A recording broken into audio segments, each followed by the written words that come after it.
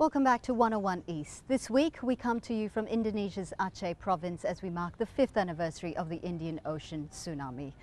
The natural disaster affected some 11 countries right across the region. Danny, Asia is no stranger to natural disasters. Yeah. There are earthquakes, there are landslides, there are floods that occur in most countries right around this region. Yeah. Are you happy with the standard operating procedures that are in place? Yeah, I think the government, the people, still trying to develop that system. So it's not really like ready yet. So we have to set the procedure how that if the earthquake happens, how people manage the situation. So the the aids will come easily, something like that. So it's still trying.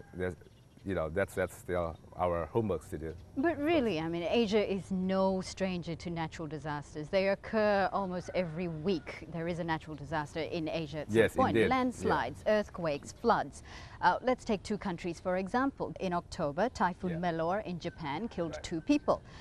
Same month, Typhoon Parma in the Philippines killed over 200 people. Why is there that disparity? Yes, indeed. But in terms of the readiness, the people and the government really need a new culture. The culture that's really ready for the natural disasters to come. So this Aceh tsunami is like the wake-up call, right? So after that, the people really understand. Okay, yeah, there's a natural disaster that might come to us. We have to be ready, right? So like in Indonesia, the basic laws to increase the hazard mitigation is just from in 2007, April 2007, the 24 laws. So after that, we're still in the process to develop the system, the laws, the regulation, the standard operation procedures and stuff. The question then, Bob, really is, as I mentioned, Asia is no stranger to natural disasters. Why is there a need for formal standard operating procedures? Why aren't communities ready in themselves to be able to react to these disasters? Communities are ready. The worst tragedy that I can recall is 1971 in East Pakistan, over 1 million people killed by a cyclone, and the Red Cross started in '72 with community-based preparedness programs. So we have over 38 years of experience. It's just that it's not visible. Training is not visible until the earthquake or the tsunami comes. And I think you'll find communities right throughout Asia much better prepared. Well, let's talk about what happens after the tsunami. It was a natural disaster that triggered an unprecedented amount of funding. A lot of aid came from around the world. International NGOs entered many areas, including Aceh. But 5 years down, as we speak to local advocates, they say these international NGOs set up projects that were not long-term. No. A lot of the funding went to hiring consultants or staff. There was no needs assessment. Sri Lankan fishermen complained that they got the wrong type of boats. What do you say? I disagree. If I took you today down this road 5 to 6 hours from Lamno to Chalang and to Malabu, is that everyone has a solid house, which is earthquake resistance. They have water, they have sanitation, they have access to school. Women now have property rights and land rights that they didn't have before the tsunami, so reform took place. You'll find that livelihoods, not only the Red Cross, but the UN and other agencies have put in a huge amount into livelihoods. I would dispute, argue or fight anyone that says that it's not better. We spoke to the Vice Governor of Aceh and he says, yes, there are a lot of projects that the international NGOs brought in, but they were not sustainable. They're short-term. Well, you see, BRR was an Indonesian government agency set up by the president of the country, and for 4 years they provided the standards, very high standards, such as earthquake resistant houses. We all stuck to that. So we were guided very much by the government, which I think got it right. We coordinated well. Of course, there'll always be 1 or 2 agencies that didn't get it right. But, I'm out there every second week.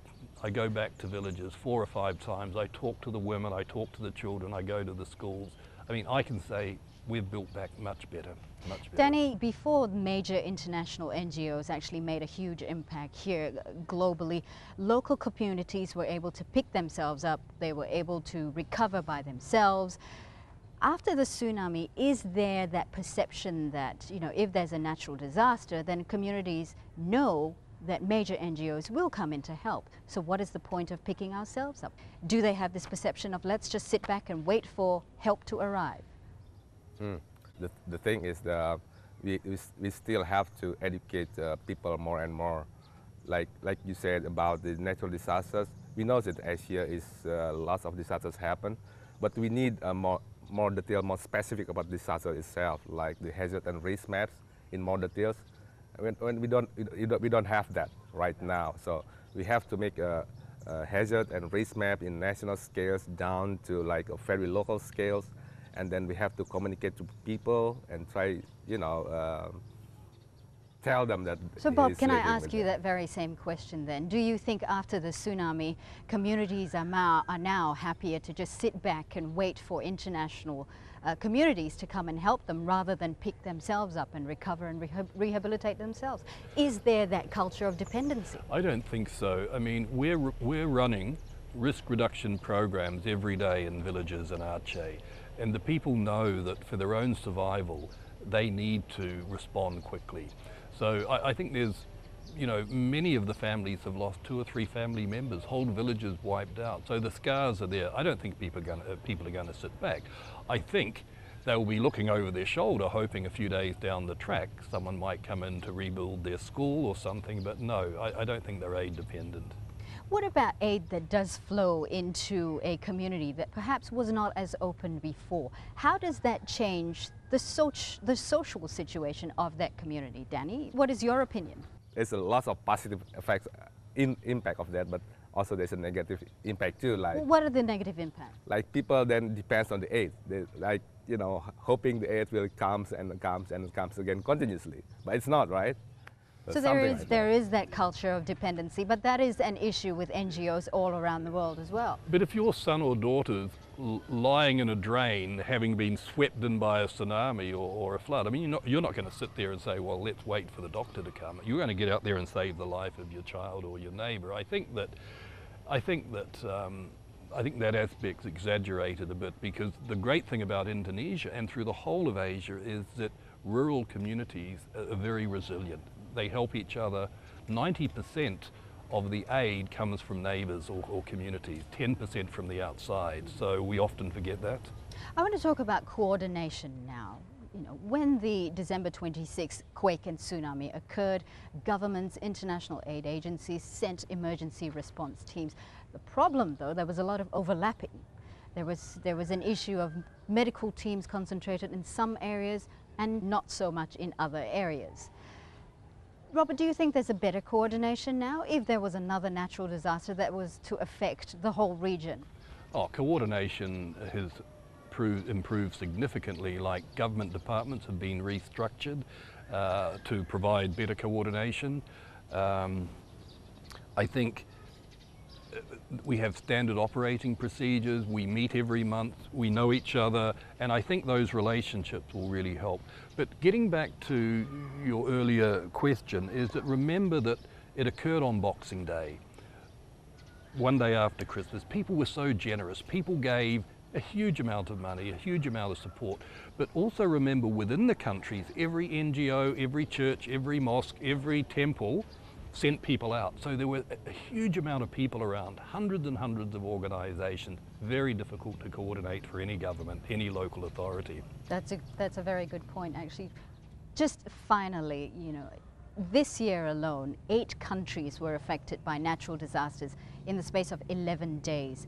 And experts have predicted that the frequency of these natural disasters will increase with climate change. Danny, are you happy with the efforts that governments are putting in place now to try and help or protect vulnerable communities? Or do you think more can be done? Yeah, I think there's some more improvement now, but there's still lots of things to do. We need to identify that hazards, that disasters as good as we can, and then evaluate the hazard and risk to that, and then communicate to the people, and act what you do to face them, something like that. And we really lack of that information right now, so that's one of the things that's very important to do. Robert, what's your opinion? Yeah, I think that there is a need to to focus more on disseminating all the available information, particularly to the young people at kindergarten, at primary school, at high school, at university, is that what we found in the tsunami, it was often the children that knew about the tsunami, but not the parents. And in many villages in Sri Lanka, the Maldives and in Tunisia, it was children that had a Red Cross volunteer coming in to talk about cyclones, flooding, landslides and tsunami sort of at the end. And it's interesting, surveys that we have done have found that children, through one lesson on tsunami, saved an entire village. So the scientists need to work hard. They need to give us the information. We have to push it down and keep reinforcing at community level. Gentlemen, thank you for speaking with us today. And that's all the time we have from the 101 East team in Indonesia's Aceh province as we mark the 5th anniversary of the Indian Ocean tsunami. Thanks for watching.